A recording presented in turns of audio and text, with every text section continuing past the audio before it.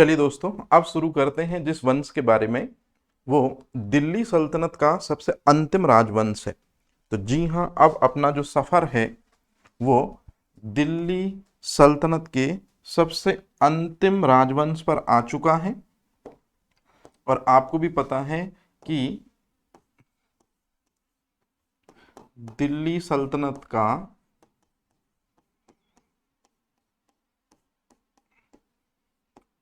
सबसे अंतिम राजवंश,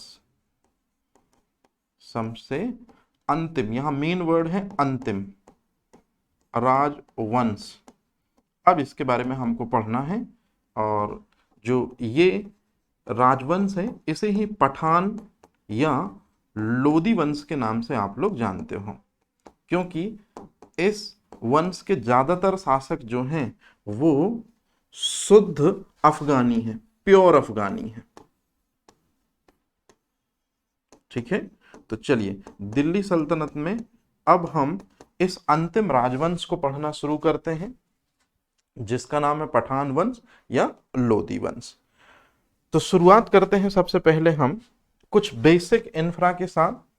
ये लोदी वंश, जैसे कि आपको दिख रहा होगा इमेज में, ये दिल्ली सल्तनत का अंतिम राजवंश है। 1451 से लेकर 1526, मतलब कहने का है कि जिसने दिल्ली सल्तनत पर 75 ईयर की हुकूमत करी है। मतलब दिल्ली सल्तनत पर कितना टाइम राज किया इन लोगों ने? 75 ईयर्स तक रूल किया है। अब अगर आपसे कोई पूछे कि दिल्ली सल्तनत में सबसे अंतिम राजवंश लोदी है, लेकिन जितने भी दिल्ली सल्तनत के अंतर्गत राजवंश थे, जैसे गुलाम हो गया, खिलजी हो गया, तुगलक हो गया, और सबसे लास्ट में यदि मैं बात करूं तो सैयद हो गए, तो ये याद रखना है कि ये चारों के चारों राजवंश जो हैं इनको तुर्की राजवंश के नाम से जाना जाता है। मतलब इन एरिया में रूल करने वाले जो ज्यादातर शासक हैं, या इन राजवंशों में ज्यादातर शासक जो हैं, या ज्यादातर क्यों, पूरे के पूरे गुलाम वंश, खिलजी, तुगलक, सैयद में जितने भी शासक हुए सब तुर्कमेनिस्तान और तुर्की कल्चर अडॉप्ट किए हुए थे। लेकिन इनके जस्ट बाद जो दिल्ली सल्तनत पे 75 ईयर रूल करने वाला जो राजवंश है, जिसको हम लोदी राजवंश कहते हैं, आप याद रखेंगे ये पहला अफगान राजवंश है। मतलब दिल्ली सल्तनत पर सबसे पहले किस अफगानी राजवंश ने हुकूमत की या शासन किया? तो याद रखेंगे लोदी। अब आप ये बोलेंगे कि सर खिलजी भी तो दरअसल में अफगानी है। बिल्कुल सही कहा आपने, खिलजी भी अफगानी हैं, लेकिन उन्होंने पूरी टर्किश परंपरा को, तुर्की परंपरा को पूरे बेहतर तरीके से ही अपना लिया था, और फाइनली में फिर वो अपने आप को टर्किशी बोलने लगे थे। लेकिन जो लोदी वंश हैं, इनका मूल क्षेत्र जो है वो अफगानिस्तान था। अफगानिस्तान में भी आप देख लीजिए, जो बहुत इंपॉर्टेंट चीज है वो है एक कबीला, नाम है उसका गिजलोई। तो गिजलोई कबीला जो है अफगानिस्तान में, वहां से ये ताल्लुकात रखते हैं। और गिजलोई कबीले में एक जो शाखा है, एक ब्रांच है, जिसका नाम है सहुलेक, या जिसका नाम है चहुलेक। तो कहने का मतलब है कि ये प्योर अफगानी है। इन्होंने सिर्फ अफगानी कल्चर ही अडॉप्ट किया है, ना कि खिलजियों की तरह या और गुलाम या तुगलकों या सैयदों की तरह इन्होंने टर्किश कल्चर को अडॉप्ट नहीं किया है। तो आपको जो मेन चीज याद रखनी है कि दिल्ली सल्तनत पर रूल करने वाला सबसे पहला अफगान राजवंश, जो कि गिजलोई कबीले की चहुलेक शाखा से संबंधित था। अब चलते हैं यदि हम, तो जब भी दिल्ली सल्तनत की बात आती है तो दिल्ली सल्तनत में लोदी राजवंश दो कारणों से जाना जाता है। सबसे पहला जो कारण है और सबसे इंपॉर्टेंट जो कारण है कि इसी लोदी वंश ने दिल्ली पर अंतिम शासन किया है, या दिल्ली सल्तनत पर अंतिम शासन जो है इन्हीं का है, इसलिए इतिहास में इनको याद रखा जाता है। लेकिन सिक्के का दूसरा जो पहलू है वो ये है कि लोदी वंश से एक बहुत बड़ा एम्पायर उदित होगा, या लोदी वंश के कारण ही हिंदुस्तान में उनको आने का मौका मिलेगा जो तैमूरिया के वंशज होंगे। मतलब मेरी बात यदि आप समझ रहे होंगे तो आपको साफ साफ पता होगा कि मैं घुमाकर नहीं, सीधे पॉइंट की बात बोल रहा हूं। मध्यकालीन इतिहास में लोदी वंश को इसलिए याद किया जाता है क्योंकि दिल्ली सल्तनत का अंतिम राजवंश है, पहला अफगानी राजवंश है। लेकिन इसी पहले अफगानी और अंतिम राजवंश को हराएंगे कौन? आपको भी पता है, मुगल। और फिर हिंदुस्तान में जो है मुगल राजवंश की स्थापना होगी। तो कहने का मतलब ये है कि जो ये लोदी राजवंश है, इनको डिफीट देगा मुगल राजवंश। तो लोदी वंश का जो सूर्य है ये हमेशा के लिए अस्त हो जाएगा और मुगलों का सूर्य जो है हमेशा के लिए उदित हो जाएगा। तो इसलिए भी इनको दरअसल में क्या किया जाता है, याद रखा जाता है। तो अब अगर मैं आपसे थोड़ा पीछे ले जाकर बात करूं कि लोदी राजवंश जिसने दिल्ली सल्तनत पर 75 ईयर की हुक्मरानी की, 75 साल इन्होंने दिल्ली सल्तनत पर रूल किया है। तो इस वंश का संस्थापक कौन है या इस वंश को शुरुआत किसने दी है? तो देख लीजिए, लोदी वंश का संस्थापक जो है या लोदी वंश को जो शुरुआत दी है वो दी है बहलोल लोदी ने। 1451 से इसने रूल करना शुरू किया। अब बहलोल लोदी के बाद उसका जो बेटा है जिसका नाम है सिकंदर लोदी, वो शासक बनता है। और सिकंदर लोदी जो है इसको लोदी वंश का वास्तविक संस्थापक कहा जाता है। मतलब लोदी वंश को असल में ख्याति दिलाई वो जिस व्यक्ति ने, उसका नाम आपको याद रखना है, सिकंदर लोदी। और सिकंदर लोदी के बाद जो शासक बैठेगा वो अपनी खुद की नीतियों से लोदी वंश को डुबा देगा या अपने खुद की नीतियों के कारण ही लोदी वंश का या पठान वंश का पतन कराएगा और भारत में बाबर को जीतकर मुगल वंश की स्थापना होने में महत्वपूर्ण भूमिका निभाएगा। तो ये कुछ ऐसे पॉइंट हैं जिनको आपको याद रखना है। और फाइनली बात की जाए तो 1526 में पानीपत का प्रथम युद्ध जो हुआ, इस युद्ध ने लोदियों की सत्ता को हमेशा के लिए समाप्त कर दिया और मुगल वंश का सूर्य हमेशा के लिए उदित कर दिया। तो कहने का मतलब हुआ ये कि 75 साल राज किए इस राजवंश में जो सबसे पहला रूलर आपको देखने को मिलता है, जो आप देख रहे हैं इमेज में, यही है लोदी वंश के संस्थापक। इन्हीं को कहा जाता है बहलोल लोदी। बहलोल लोदी के बाद उनका बेटा जो रूल करता है उसको कहते हैं सिकंदर लोदी। और सिकंदर लोदी के बाद सबसे अंत में आता है जिसको इतिहास जानता है अब्राहम लोदी के नाम से। और बस यहीं से जो है लोदी वंश जो है इतिहास के पन्नों पे मानो दफन हो जाएगा और मुगल वंश बाबर के साथ उठना शुरू होगा। और फिर लगभग 300 साढ़े 300 साल लगभग हिंदुस्तान पे इनकी हुकूमत चलेगी। तो अब शुरुआत करते हैं इस कहानी की ताकि आपको चीजें एकदम से क्लियर हों। सबसे पहले हम बात करते हैं बहलोल लोदी के बारे में पढ़ना। तो बहलोल लोदी जो कि लोदी वंश का संस्थापक है और दिल्ली सल्तनत पर पहला अफगान है। याद रखेंगे, दिल्ली सल्तनत पर यह पहला अफगान है जिसने दिल्ली का सुल्तान बना, क्योंकि इसके पहले जितने भी सुल्तान बने हैं सब के सब कैसे सुल्तान थे, तुर्की सुल्तान थे। तो सभी तुर्की सुल्तान थे। लेकिन अब जो है ये बहलोल लोदी जो सुल्तान बनेगा, अब ये टर्की नहीं होगा, तुर्की नहीं होगा, अब ये कैसा होगा, ये अफगानी परंपरा से होगा। तो आपको ये चीज बहुत अच्छे से याद रखनी है कि पहला अफगान सुल्तान जो दिल्ली की गद्दी पर बैठा, नाम उसका आप याद रखेंगे। बहलोल लोदी की सबसे बड़ी खासियत यह भी थी कि बाजार व्यवस्था को सुदृढ़ करने के लिए उसने अपने नाम पर बहलोली सिक्के चलाए। अब ये तो कोई बड़ी चीज नहीं है, ये आपको याद रखना है, वन लाइनर फैक्ट है। सबसे बड़ी जो दिक्कत है, सबसे बड़ी जो चीज आपको याद रखनी है कि जौनपुर उस समय अपने आप को स्वतंत्र घोषित कर चुका था और बहलोल लोदी ने अपने अफगानी सैनिकों की मदद से या अपने अफगानी लोगों की मदद से दरअसल में अपने खोए हुए एम्पायर को फिर से पाया।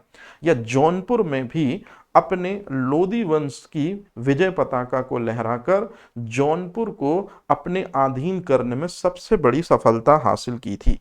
तो आपको ये चीज बहुत अच्छे तरीके से याद रखनी है और ये आपसे पूछा भी जाता है। अब एक छोटी सी चीज मैं यहां पर बता दूं कि लोदी वंश की शुरुआत कैसे हुई थी। तो मैंने आपको बताया था कि सैयद वंश का अंतिम शासक जिसका नाम है अलाउद्दीन आलम शाह, तो अलाउद्दीन आलम शाह जो है ये खुद स्वयं से ही जो गद्दी है वो बहलोल लोदी को खुद ही सौंप देते हैं और बहलोल लोदी को खुद ही अपनी गद्दी जो है वो सौंप देते हैं और स्वयं जो है सैयद वंश को समाप्त कर लेते हैं। तो कहने का सीधा सा मतलब है कि सैयद वंश के समय पर जब अलाउद्दीन आलम शाह रूल कर रहे हैं तो दिल्ली काफी छोटे दायरे में सिमट कर आ चुकी है। लगभग 300 किलोमीटर के दायरे पे दिल्ली आ गई होगी, दिल्ली सल्तनत। और कई बार तो लोग ये भी कहने लगे थे सैयद वंश के अंतिम शासक के समय पे कि अब दिल्ली ढेर होने वाली है। तो दिल्ली को ढेर होता देख के अलाउद्दीन आलम शाह ने फाइनली फैसला किया कि एक ऐसे सुयोग्य व्यक्ति को बुलाया जाए जो दिल्ली की कमान संभाले और निश्चित रूप में दिल्ली सल्तनत को कुछ और समय तक जिंदा रखे।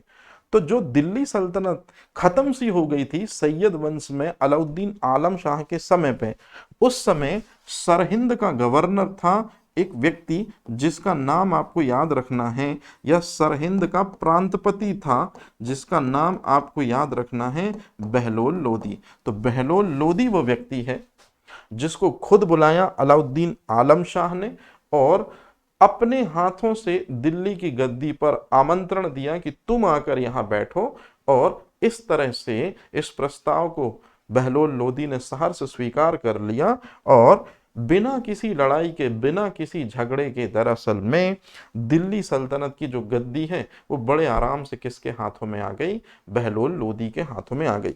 लेकिन यहाँ एक आपको सबसे ध्यान देने बात ये याद रखनी है, एक युद्ध हुआ है जिसका नाम है नरेला का युद्ध। ये थोड़ी सी आपको चीजें याद रखनी है। नरेला का युद्ध क्या था, इस युद्ध में हुआ ये है कि जो अलाउद्दीन आलम शाह हैं, तो अलाउद्दीन आलम शाह ने तो खुद बहलोल लोदी को अपने पास बुलाकर सत्ता का प्रस्ताव दिया, लेकिन अलाउद्दीन आलम शाह का जो दामाद है इसको ये कतई मंजूर नहीं है। इसको लगता है अलाउद्दीन आलम शाह के दामाद को कि गद्दी मेरे को मिलनी चाहिए थी। तो इस तरह से दामाद और बहलोल लोदी में एक छोटी सी लड़ाई होती है। हालांकि ये लड़ाई सिर्फ नाम मात्र की थी। कुछ ही समय में बहलोल लोदी जो है वो किन को हरा देंगे, अलाउद्दीन आलम शाह के दामाद को हरा देंगे, जिनका नाम इतिहास में मसूद शाह के नाम से भी देखने को मिलता है। और जैसे ही मसूद शाह हार जाएंगे तो अब कोई ऐसा व्यक्ति नहीं खड़ा होगा जो बहलोल लोदी के सामने अपनी दावेदारी पेश करे। और इस तरह से नरेला के युद्ध को दरअसल में जीतकर बहलोल लोदी ने लोदी सल्तनत का आगाज किया है। तो ये कुछ चीजें जो है ये आपको ध्यान रखनी पड़ेंगी बहुत अच्छे से। अब बहलोल लोदी जैसे ही तख्त पर बैठते हैं दिल्ली के सिंहासन पर, तो मेरी बात ध्यान से सुनेंगे, 1451 से वो रूल करना शुरू करते हैं। और 1451 से जब वो रूल करना शुरू करते हैं 1489 तक, तो यदि आप इस का टाइम पीरियड देखो तो आपको टाइम पीरियड में साफ साफ समझ में आएगा कि यहाँ जो आंसर बन रहा है वो बन रहा है 38 ईयर, मतलब 38 साल। और 38 साल जो है वो दिल्ली की गद्दी पर कौन बैठा, तो प्रथम अफगानी साम्राज्य का बहलोल लोदी। तो बहलोल लोदी दिल्ली सल्तनत का, याद करिए ऐबक से चली आ रही परंपरा, और अब्राहम लोदी की भी बात कर लें यदि हम, तो दिल्ली सल्तनत का पहला ऐसा सुल्तान जिसने दिल्ली सल्तनत पर सबसे ज्यादा लंबे समय तक राज किया है। कोई सपने में नहीं सोच सकता था कि जो दिल्ली सल्तनत लगभग 300 या 200 किलोमीटर के दायरे में आके सिमट गई थी सैयद वंश के समय पर, वो दिल्ली सल्तनत एक बार फिर से उठ के खड़ी होगी, 75 ईयर रूल करेगी। और उससे भी इंपॉर्टेंट चीज कि जो गद्दी पर बैठेगा व्यक्ति 38 साल, बहलोल लोदी, ये काफी करिश्माई बात है कि इतने लंबे समय तक दिल्ली की गद्दी पर ये कैसे टाइम स्पेंड कर सकता है। क्या नीतियां हैं इसकी? ये नीतियां हमको भी अपने दिमाग में रखनी होंगी कि यदि आप किसी भी इंस्टीट्यूशन को या किसी भी संगठन को या किसी भी कंपनी को या किसी भी फैमिली को अगर आगे बढ़ाना चाहते हैं, तो बहलोल लोदी ने जो किया था, यदि आप उसका 1% भी करने में सफल हो गए, तो आप मानिए कि आपका एम्पायर जो है या आपका परिवार जो है या आपकी कंपनी जो है वो 100% बहुत ऊंचे मकाम पर होगी। तो देखेंगे कि बहलोल लोदी ने क्या किया। लेकिन उससे पहले दिल्ली सल्तनत पर सबसे ज्यादा लंबे समय तक रूल करने वाला जो व्यक्ति है उसका नाम है बहलोल लोदी, और दूसरे नंबर पर जिसने सबसे ज्यादा रूल किया है 37 ईयर्स, उसका नाम है FST, मतलब फिरोज शाह तुगलक। तो फिरोज शाह तुगलक वह दूसरा सुल्तान है, हालांकि ये तुगलक वंश से संबंधित है, जिसने दिल्ली की गद्दी पर सबसे ज्यादा समय तक रूल किया है। क्या? तो सबसे पहले लोदी सल्तनत के बादशाह बहलोल लोदी ने 38 साल दिल्ली सल्तनत पे हुक्मरानी करी, और उसके बाद 37 साल सेकंड नंबर पर हुक्मरानी करेंगे फिरोज शाह तुगलक। तो इस तरह से ये दो चीजें जो हैं ये आपको बहुत अच्छे तरीके से जाननी चाहिए, और आप इनको समझ भी गए होंगे। अब इसके बाद चलते हैं आगे। जैसे आपने एक चीज तो समझ ली कि अलाउद्दीन आलम शाह सैयद वंश के अंतिम शासक है ना, से हम यदि बात करें कि ऐबक और अलाउद्दीन आलम शाह, तो सारे शासक टर्किश होंगे। दिल्ली में भी तुर्कियों का राज होगा, दिल्ली दरबार में भी तुर्की होंगे, प्रजा में भी ज्यादातर मुस्लिम एम्पायर जो होगा उसमें मुसलमान में भी तुर्की लोग होंगे। तो नो डाउट सुल्तान को गद्दी तो मिल गई है, लेकिन याद करिए ये सुल्तान दूसरे सुल्तानों की तरह टर्किश नहीं है, ये सुल्तान दूसरे सुल्तानों की तरह अफगानी सुल्तान में है, और अफगानी पहला राजवंश स्थापित हुआ। तो लोग भी चाहिए इसके विश्वास पात्र कि कभी विद्रोह हो तो वो लोग उठकर खड़े हो सके, और दरबार में भी कुछ विश्वास पात्र अफगानी चाहिए। इसी वजह से सुल्तान ने अपनी स्थिति को मजबूत करने के लिए, अच्छे से देख लीजिए, सुल्तान बहलोल लोदी ने कोई नया नया एम्पायर यदि बनाना चाहता है, या कोई भी नई कंपनी शुरू कर रहा है, या कोई भी नया इंफ्रा शुरू कर रहा है, तो सबसे पहली सीख मैं उसको ये दूंगा कि बहलोल लोदी के लेसन का पहला पाठ अच्छे से पढ़ना है आपको। जैसे बहलोल लोदी ने राजवंश में अपने विश्वास पात्रों की कमी देखी, तत्काल अफगानिस्तान में रोह एक जगह है जहां से ये ताल्लुकात रखते थे, इन्होंने रोह के मुसलमानों से जो प्योर मूलतः अफगानी हैं उनको एक चिट्ठी लिखी कि हिंदुस्तान का बादशाह मैं बन चुका हूं, मेरा नाम बहलोल लोदी है, आप लोगों की सबसे ज्यादा जरूरत है मुझे नहीं, इस सल्तनत को। जैसे ही ये चिट्ठी, जैसे ही ये पत्र में सुल्तान के ये शब्द सुने जाएंगे कि सुल्तान को जरूरत ना है, सल्तनत को ज्यादा जरूरत है, रियाया को ज्यादा जरूरत है, और सुल्तान को आपका भरोसा चाहिए। तो जब इतना भरोसा सामने वाला दिखाता है तो निश्चित रूप में अब्बास खां शेरवानी लिखते हैं कि चींटियों के झुंड की भांति, चींटियों के झुंड की भांति सारे अफगान जो हैं वो अपना सामान पैक करते हैं और अफगानिस्तान के रोह से, ये मैं लिख दे रहा हूं यहां पर, अफगानिस्तान के रोह से निकलते हैं अपना सामान पैक करके, और तत्काल कहां आ जाते हैं? इंडिया आ जाते हैं। तो आपसे क्वेश्चन पूछा जाता है, ये कॉम्पिटिटिव एग्जाम में ये क्वेश्चन बहुत बार भी आया हुआ है कि अफगान सरदार टिड्डी के झुंड की भांति भारत की ओर चल पड़े, या आप भी भारत आओ और भारत में आकर बसो और भारत की प्रशासनिक व्यवस्था में लोदी वंश को सुदृढ़ करने में महत्वपूर्ण भूमिका निभाओ। तो ये पूरा स्टेटमेंट जो है ये किस सुल्तान का है? तो जी हां, इस सुल्तान का नाम है बहलोल लोदी। मतलब किसी भी ऑर्गेनाइजेशन को आगे बढ़ने के लिए सबसे ज्यादा जरूरी है विश्वास पात्र लोगों का उस संस्था में होना या उस इंस्टीट्यूशन में होना, और दूसरी सबसे इंपॉर्टेंट चीज, या मैं कहूं पहली सबसे इंपॉर्टेंट चीज, कि भरोसा ज्यादा होना चाहिए जिनको आप चुन रहे हैं। क्योंकि बहुत सी एम्पायर बनते और बिगड़ते मैंने सिर्फ इसी चीज पे देखे हैं कि मालिक को भरोसा नहीं है। चलिए अब इसके बाद चलते हैं आगे। अब यदि मैं बात करूं कि ये सुल्तान ने ऐसा क्या किया, अच्छे से सुनिएगा, इस सुल्तान ने ऐसा क्या किया है कि 38 ईयर सबसे ज्यादा दिल्ली सल्तनत पर हुक्मरानी की है, सबसे ज्यादा दिल्ली सल्तनत पर राज किया है। तो इसने एक पॉलिसी लागू की है, याद करेंगे, और वो पॉलिसी आपको याद रखना है, समान में प्रथम। ये समान में प्रथम का मतलब क्या हुआ, याद रखेंगे, ये चीज बहुत इंपॉर्टेंट है कि समान में प्रथम, और समान में प्रथम के साथ साथ में इसने जितने भी अफगान हैं जिनको इनने हिंदुस्तान बुलाया बहलोल लोदी ने, तो अफगानों के साथ जनजातीय भावना, यहां जनजातीय भावना का मतलब क्या है, अब ध्यान से सुनेंगे। सुल्तान को बहुत अच्छे से पता है कि सिर्फ उसी के बुलावे पर सारे अफगान खिंचे चले आए हैं और सुल्तान का भरोसा जो है वो लोगों पर है।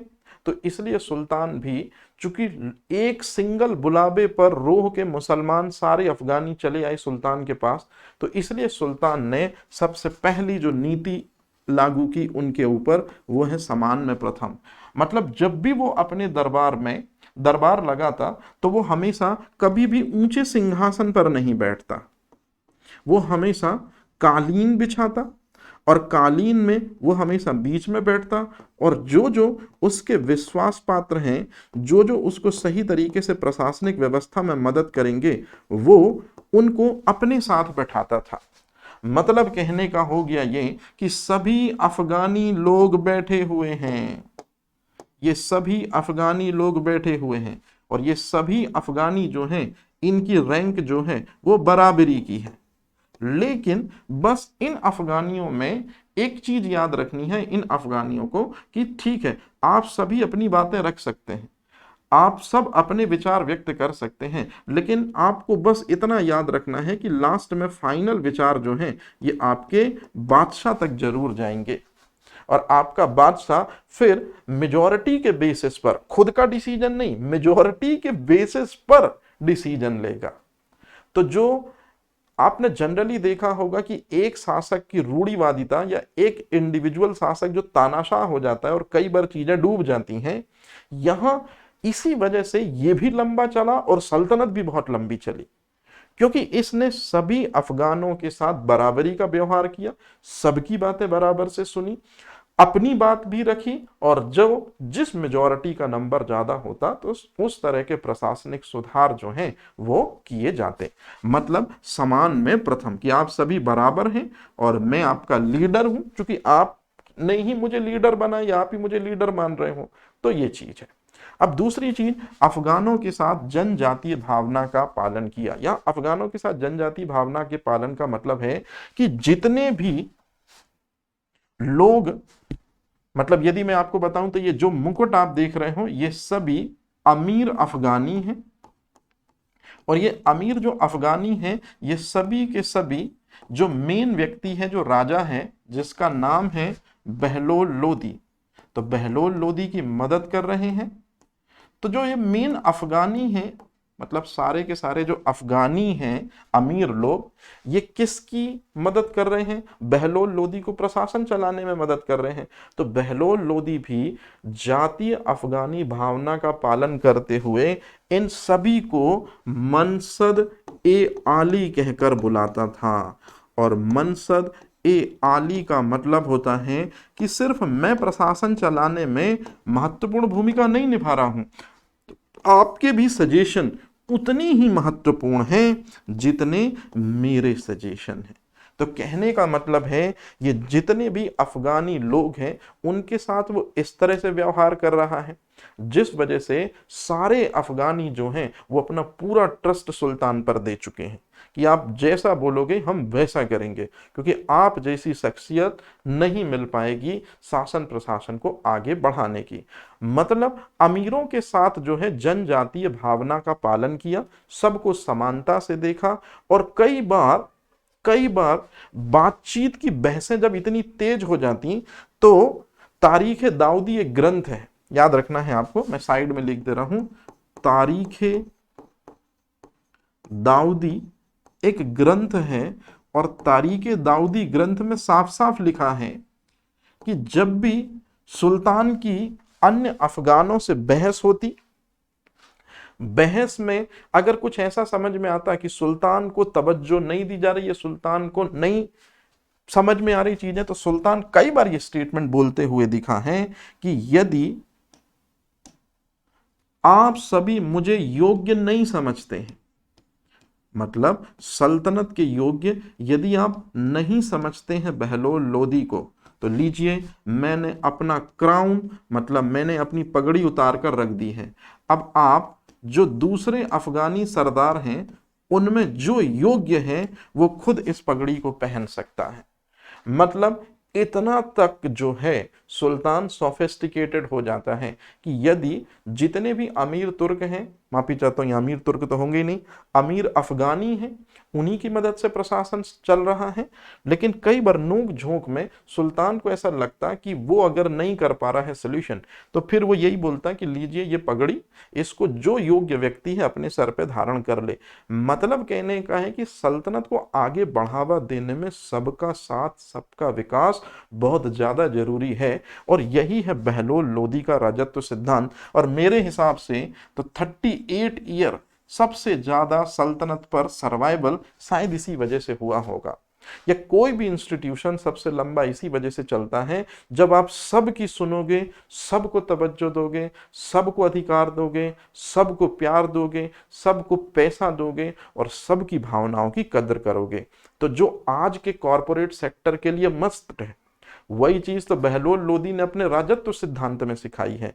मिडिवल हिस्ट्री का मेन थीम यही है कि किस रूलर से क्या सीखने को मिलता है, और अगर आप उसको अपनी लाइफ में एक्सपांड कर सकते हैं तो मोस्ट वेलकम, और अगर आपको लगता है कि कोई खराब पुट है तो उसको लेना ही क्यों, क्योंकि इतनी सोच इतनी समझ में तो आप में होगी ही। तो ये चीज कॉरपोरेट सेक्टर के लिए मैं हमेशा बोलता हूं कि बहलोल लोदी का जो राजत्व सिद्धांत है वो हर कॉरपोरेट सेक्टर के व्यक्ति को यूज करना चाहिए। चलिए चलते हैं आगे। अब बहलोल लोदी के बाद में जो अगला व्यक्ति शासक बनता है, जी हां, इनका नाम है सिकंदर लोदी।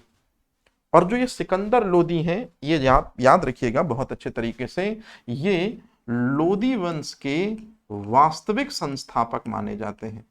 यदि आपसे क्वेश्चन पूछा जाए कि लोदी वंश का वास्तविक संस्थापक जो है वो किसको माना जाता है, तो आप याद रखेंगे ये चीज, वो है सिकंदर लोदी।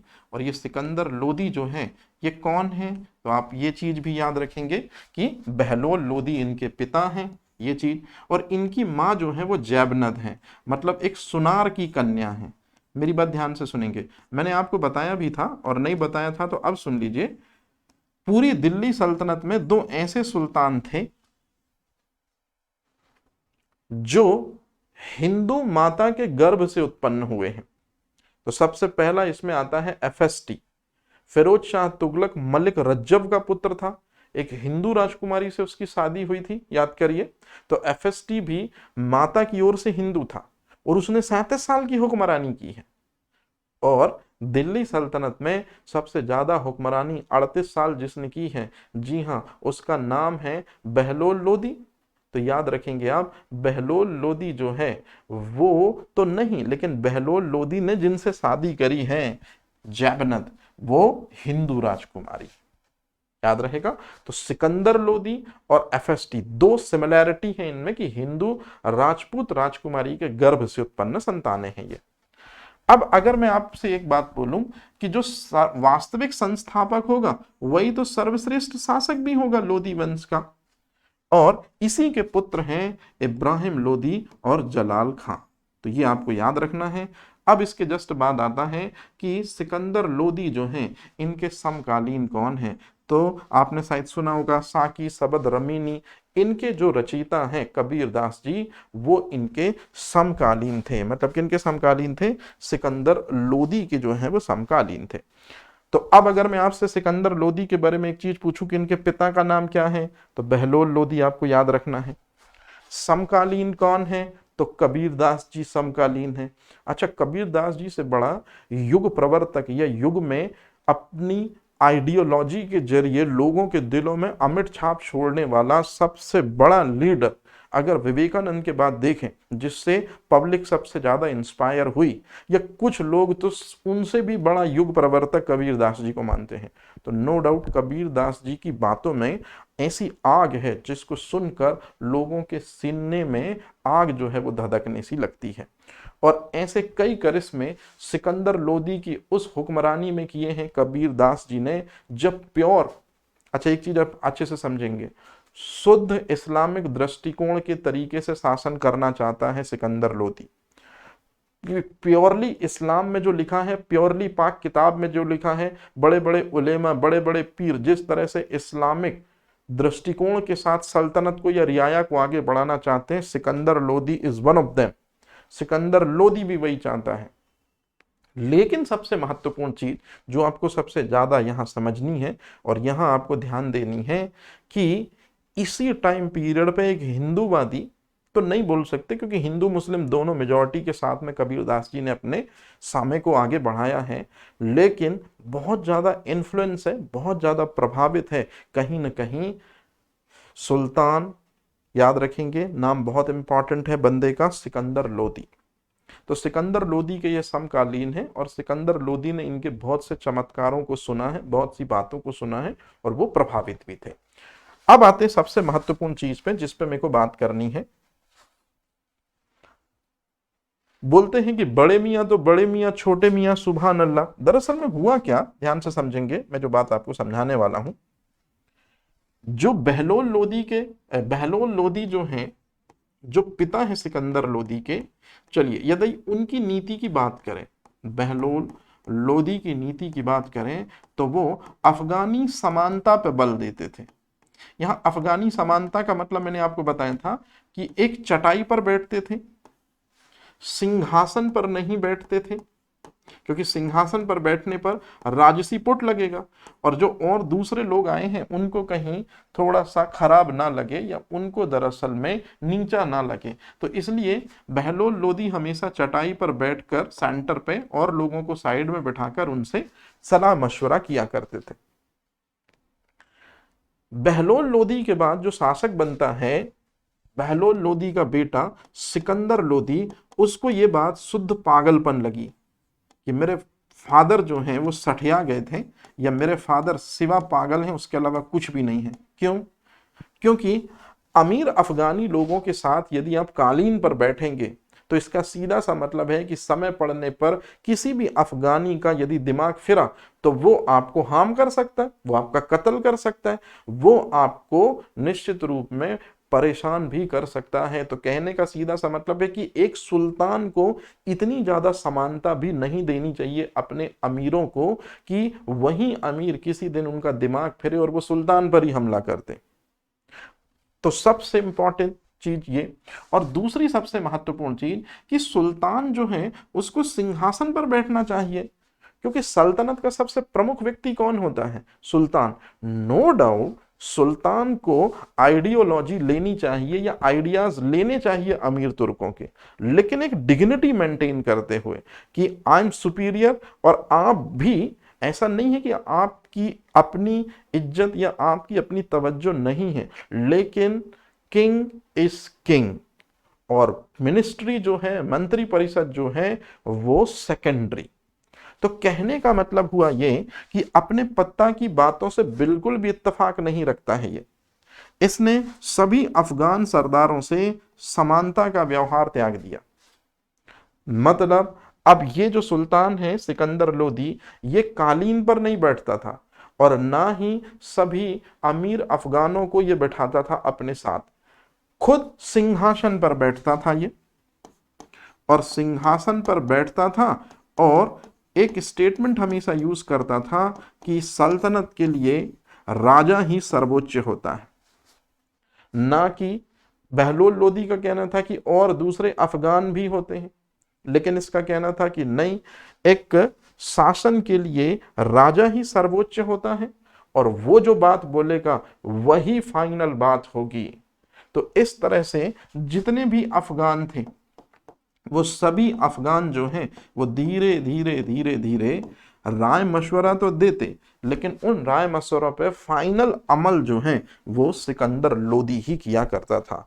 मतलब कहने का है कि समानता का व्यवहार सुल्तान ने त्यागा, सख्त नियंत्रण की नीति लागू करी, और इस सख्त नियंत्रण की नीति के अंतर्गत ही वो अगर किसी से कोई गलती हो जाए, किसी अमीर अफगानी से किसी तरह की कोई गलत बात निकल जाए सुल्तान या सल्तनत के लिए, तो सिकंदर लोदी जो हैं वो उनको वार्न करता, उनको चेताता और कई बार तो उनको दंड भी देता था। मतलब कहने का ये है कि वो हमेशा, सिकंदर लोदी हमेशा एक स्टेटमेंट गाता रहता कि यदि मैं किसी गुलाम को अपनी पालकी पर बैठा लूं, अच्छे से सुनिएगा, ये सिकंदर लोदी का स्टेटमेंट है कि यदि मैं किसी गुलाम को अपनी पालकी पर बैठा लूं तो ये जितने अमीर लोग हैं ये सभी उस गुलाम को तो अपनी पलकों पर बैठा लेंगे। मतलब कहने का है कि जो बेवकूफी मेरे फादर, मरहूम फादर ने करी है, वो बेवकूफी मैं नहीं करूंगा। सल्तनत सिर्फ सुल्तान के आदेशों से चलती है, ना कि ग्रुप मीटिंग से चलती है। तो ये बिल्कुल एक अलग है।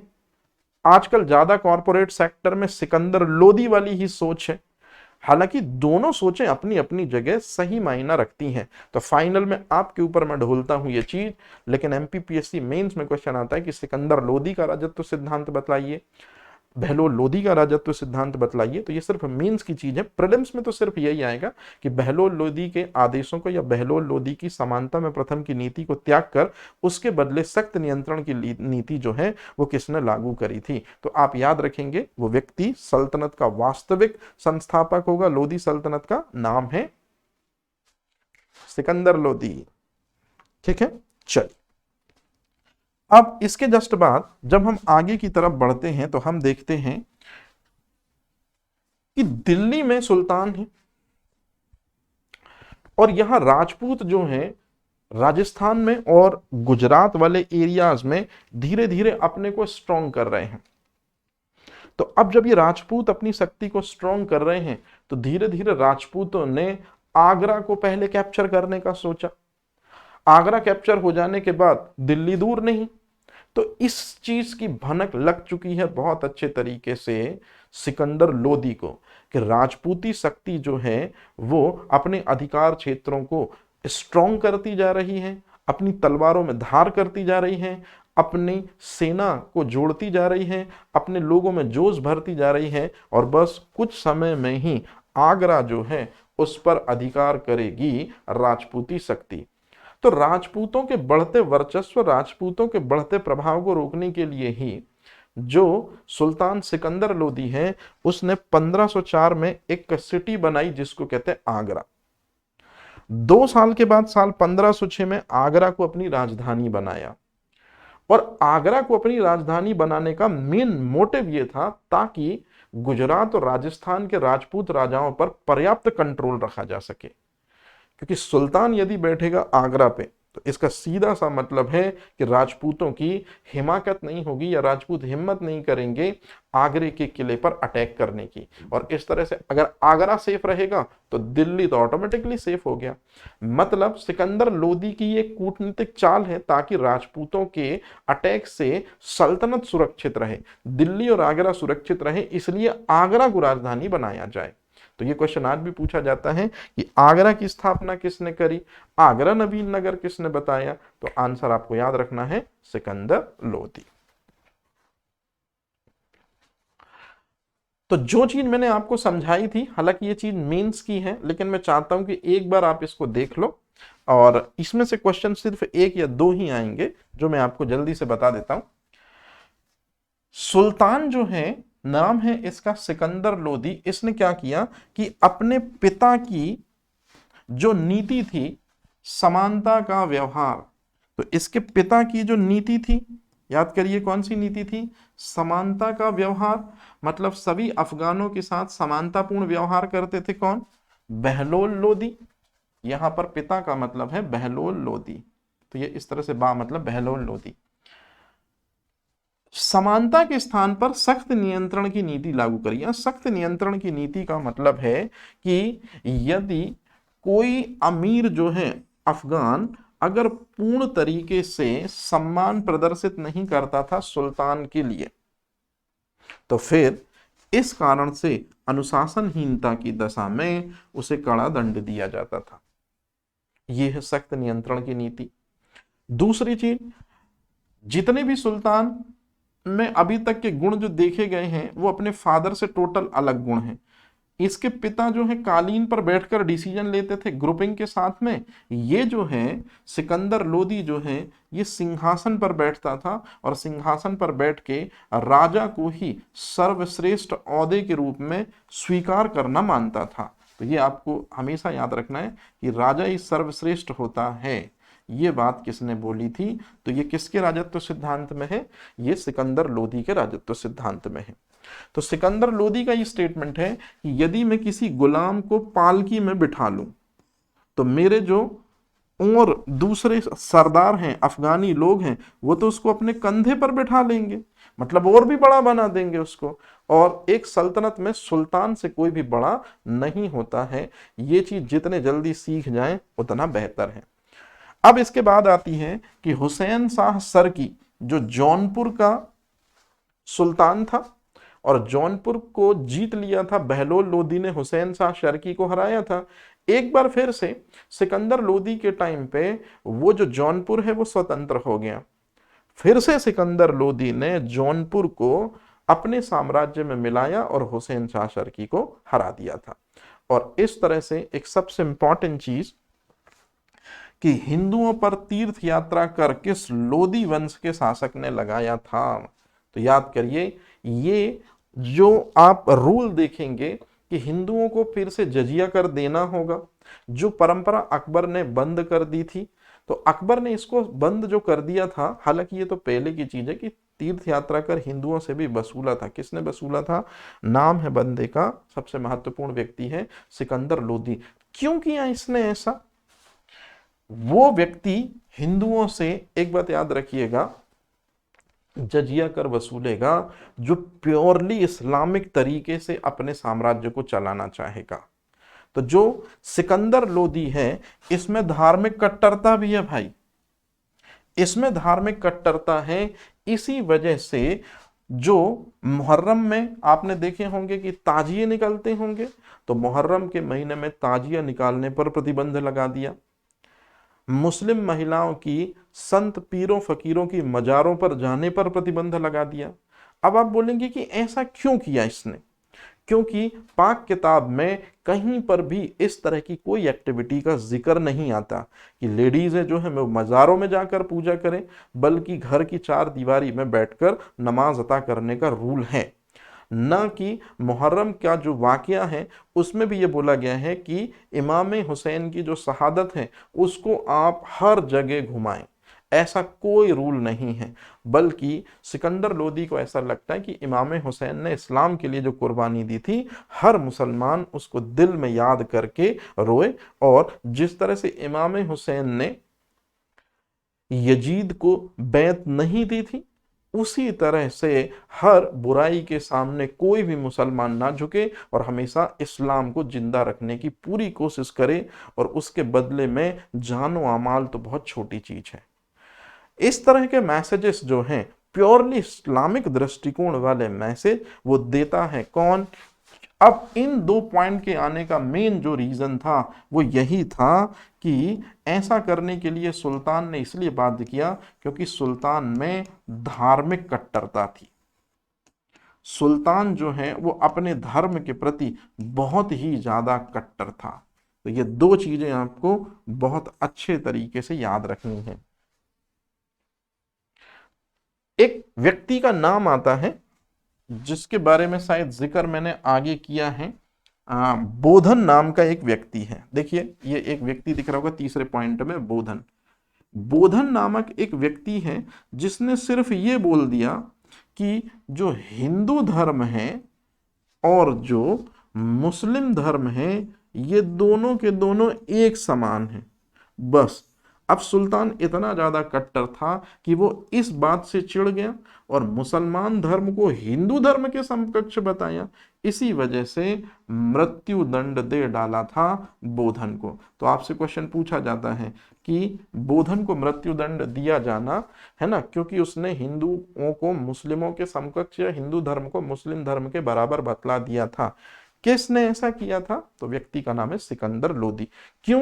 क्योंकि वो सिर्फ इस्लामिक दृष्टिकोण और इस्लामिक बातों को ही प्रमोट करने की कोशिश करेगा, ना कि किसी दूसरे धर्म के लोगों को या दूसरे धर्म के देवी देवताओं को। पॉइंट नंबर 4, नागरकोट में कांगड़ा एक ज्वालामुखी मंदिर है। आपने शायद इसके बारे में सुना भी होगा। कांगड़ा में एक ज्वालामुखी मंदिर है। इस ज्वालामुखी मंदिर को नागरकोट में जो कांगड़ा में है, यहाँ माता जी की प्रतिमा है। इस माता जी की प्रतिमा को तोड़ा गया, उस प्रतिमा के टुकड़े टुकड़े किए गए और जो मांस तौलने वाले कसाई थे उनको दे दिया गया कि एक काम करो, इनके बांट बनाओ। मतलब वजन तौलने वाले सिक्के जो हैं वो आप इनको यूज कर सकते हो। तो सवाल पैदा हो रहा है कि सुल्तान इतना कट्टर क्यों है? तो सुल्तान अगर हिंदू धर्म के देवी देवताओं की मूर्तियों को तोड़ रहा है और इस तरह के कसाईयों को दे रहा है ना, तो इसका मतलब है सुल्तान अपने धर्म का बड़ा कट्टर है। इसी तरह से मुहर्रम में ताजिए नहीं निकलेंगे, लेडीजें मज़ारों पर नहीं जाएंगी, है ना। बोधन को मृत्यु दंड दिया, मतलब कट्टरतावादी दृष्टिकोण या अपने धर्म के प्रति संकीर्णता बहुत ज्यादा है उसमें। तो इस तरह से सिकंदर लोदी को उसकी नीति के कारण और निश्चित रूप में उससे भी महत्वपूर्ण और उससे भी ज्यादा जो इंपॉर्टेंट चीज है कि उसकी धार्मिक कट्टरता के कारण उसको याद किया जाता है। तो इस तरह से सिकंदर लोदी के बारे में ये चीजें क्लियर हुई आपको। अब थोड़ी सी वो चीजें देख लेते हैं जो सिकंदर लोदी जो है वो कला का बड़ा पारखी था। कैसे? सिकंदर लोदी कभी भी किसी भी शेरो शायरी या कभी भी किसी भी चीज को सिकंदर लोदी यदि लिखता, किसी भी पत्र में या कभी भी सिकंदर लोदी किसी चीज को लिखने की शुरुआत करता, तो जैसे डॉक्टर हमेशा RX लिखते हैं, स्टूडेंट हमेशा जय माता दी लिखते हैं, उसी तरह से ये कोई भी चीज यदि लिखता तो शुरुआत में टाइटल ये डाला करता, गुल रुखी। तो आपसे क्वेश्चन पूछा जाता है कि गुल रुखी शीर्षक के नाम से जनरली कविताएं या लेख कौन लिखना शुरू करता था? आंसर है सिकंदर लोदी। तो ये बहुत इंपॉर्टेंट चीज है। दूसरी सबसे इंपॉर्टेंट चीज है, बहुत सारे ग्रंथ हैं जिनको सिकंदर लोदी ने फारसी में अनुवाद करने का आदेश दिया। जैसे आप ये देख रहे होंगे फरहंग ए सिकंदरी, ये बहुत इंपॉर्टेंट है। इस ग्रंथ में आयुर्वेद के सभी सिद्धांतों के बारे में बताया गया है, लेकिन फारसी में। तो आपसे क्वेश्चन पूछा जाता है कि फरहंग ए सिकंदरी जो है, इस ग्रंथ को किसने सबसे पहले अनुवादित करवाया है? तो याद रखेंगे फरहंग ए सिकंदरी जो है ये सिकंदर लोदी ने फारसी में अनुवादित कराया था और इसमें आयुर्वेद का ज्ञान आपको मिलेगा। तो आयुर्वेद का ज्ञान के मामले में भी सुल्तान जो है वो इंडियन माइथोलॉजी से कहीं ना कहीं अडॉप्ट हो रहा है। और उससे भी इंपॉर्टेंट चीज है कि संगीत विद्या में इसकी गहरी रुचि है, इसलिए इसने एक ग्रंथ लिखा है जिसका नाम है लज्जत-ए-सिकंदर शाही। तो लज्जत-ए-सिकंदर शाही एक ग्रंथ है जो सिकंदर लोदी के टाइम पीरियड में ही लिखा है। हालांकि इस्लाम में संगीत हराम है, सुल्तान जो है वो खुद इस लाइन को पालन करना चाहिए, लेकिन सुल्तान जो है वो सहनाई सुनने और उसको सहनाई बजाने का बड़ा शौक था। ये भी आपसे क्वेश्चन पूछा जाता है कि इस्लाम में जो संगीत हराम है, परंतु कौन सा वो दिल्ली सल्तनत का सुल्तान है जिसको सहनाई सुनना या बजाना बहुत अच्छा लगता है? तो आंसर हो जाएगा इसका बहलोल लोदी। तो बहलोल लोदी क्यों होगा भाई? सिकंदर लोदी होगा, है ना, सिकंदर लोदी। तो जैसे ये एक मैंने जानबूझकर ये आपके लिए एक शेर लिखा है कि सोचने से कहाँ मिलते हैं तमन्ना के शहर, चलने की जिद भी जरूरी है मंजिलों के लिए। तो इस तरह से अगर ये चीज कौन लिखता, सिकंदर लोदी, तो बताओ यहां टाइटल सुप्रभात की जगह क्या डालता, वो गुलरुखी। तो बस ये चीज आपको याद रखनी कि गुलरुखी शीर्षक या गुलरुखी टाइटल के नाम से कौन कविताएं लिखता था, ये चीज। किस लैंग्वेज का बहुत बड़ा ज्ञानी था, फारसी का बहुत बड़ा ज्ञानी था। और उससे भी इंपॉर्टेंट चीज जो आपको ध्यान रखनी है, संगीत का एक ग्रंथ है जिसका नाम है लज्जत सिकंदर शाही। तो संगीत का ग्रंथ लज्जत सिकंदर शाही जो है वे किसके टाइम पे लिखा गया, सिकंदर लोदी के टाइम पे लिखा गया। इस्लाम में संगीत हराम है, ये एक्टिविटी इस्लाम में हराम है, लेकिन सुल्तान को सबसे महत्वपूर्ण चीज कौन सी चीज बजाने का शौक था, शहनाई। और शहनाई बजाने के कारण उस्ताद बिस्मिल्लाह खां वैसे ही फेमस थे। तो ये आप जरूर याद रखेंगे कि शहनाई बजाता है और शहनाई सुनना भी पसंद है सिकंदर लोदी को, जो कि दरअसल में कौन है, सुल्तान है। तो ये एकमात्र ऐसा पॉइंट है जो इस्लाम के अगेंस्ट में जाकर सिकंदर लोदी कर रहे हैं। अदरवाइज उन्होंने ज्यादातर इस्लाम के दृष्टिकोण को आगे बढ़ाने में ही अपना पूरा टाइम पीरियड लगाया। एक क्वेश्चन और यहां पूछा जाता है कि सिकंदर लोदी जो है इनके बचपन का नाम निजाम शाह था। ये जरूर आप याद रखेंगे, इसको मुझे शुरू में बताना था लेकिन मेरे से थोड़ी सी भूल हो गई, लेकिन अब मैं उस भूल को सुधार रहा हूं। चलिए अब बात करते हैं उस शासक की जिसके बारे में यह कहा जाता है कि बड़े मियां तो बड़े मियां, छोटे मियां सुभान अल्लाह।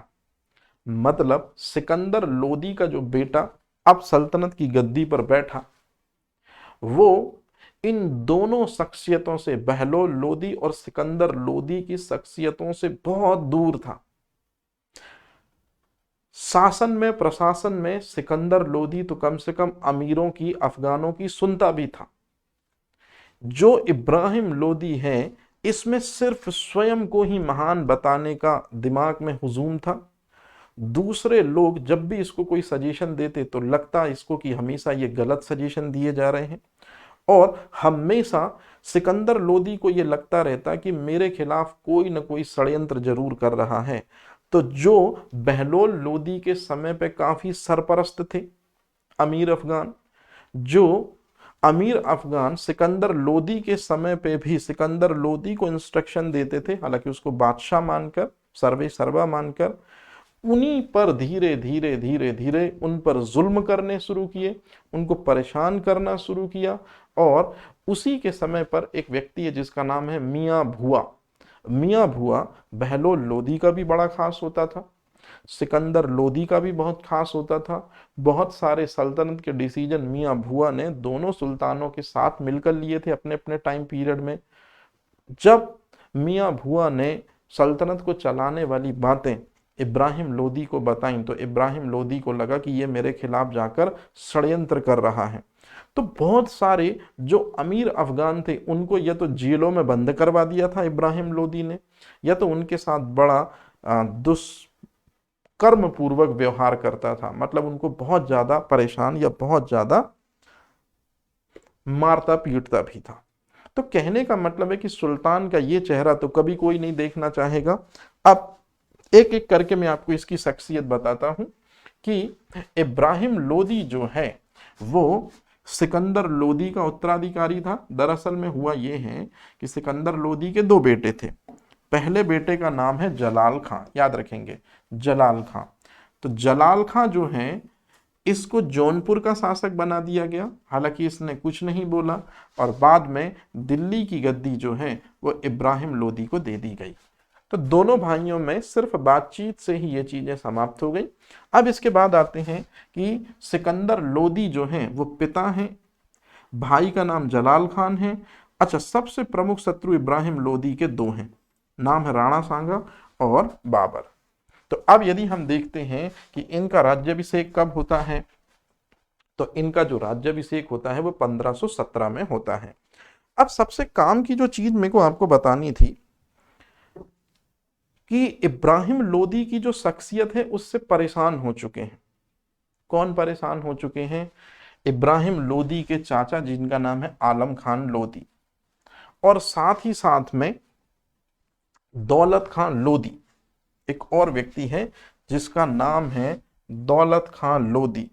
तो ध्यान से समझेंगे, मैं यहीं लिख दे रहा हूं, दौलत खान लोदी।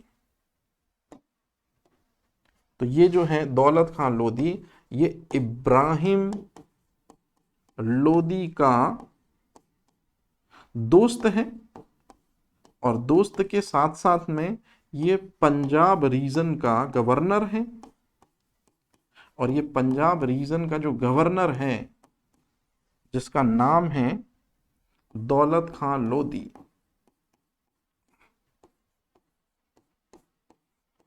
तो इस दौलत खान लोदी ने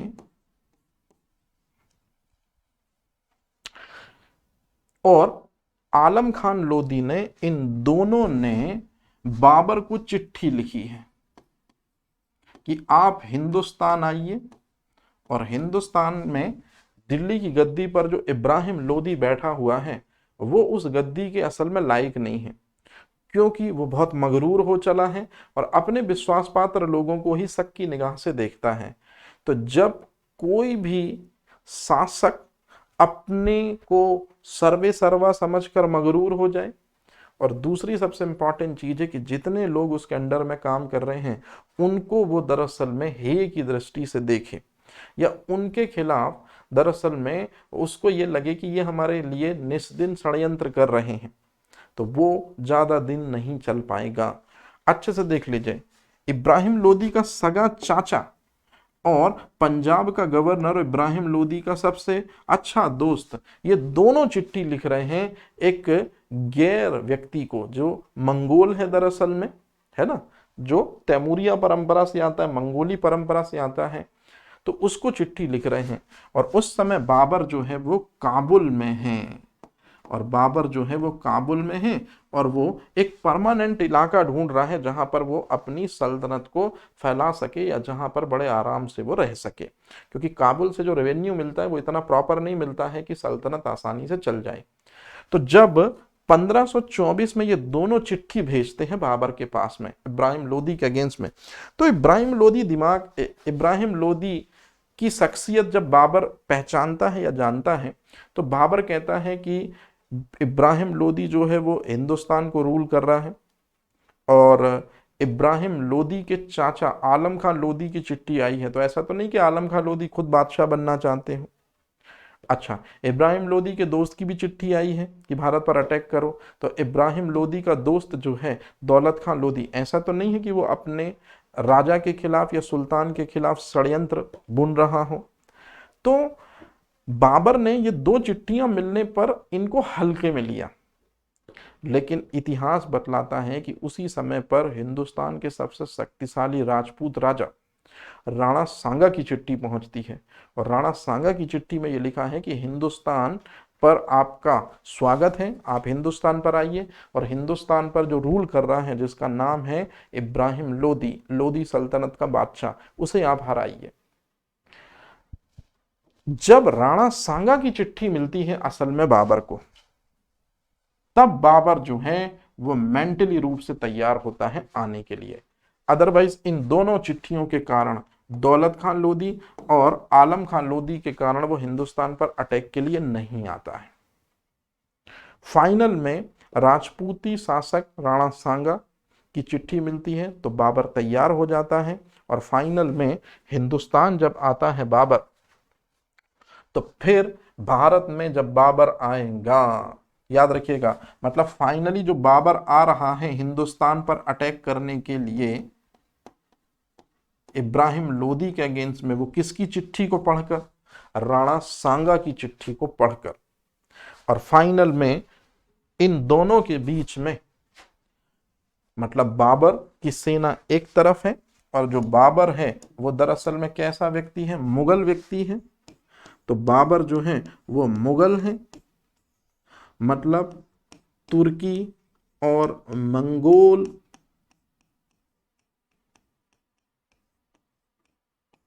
दोनों रक्त को अपनी धमनियों में लेकर, और यहां दूसरा जो व्यक्ति है वो है लोदी सल्तनत मतलब अफगानी सल्तनत का वारिस, नाम है इब्राहिम लोदी।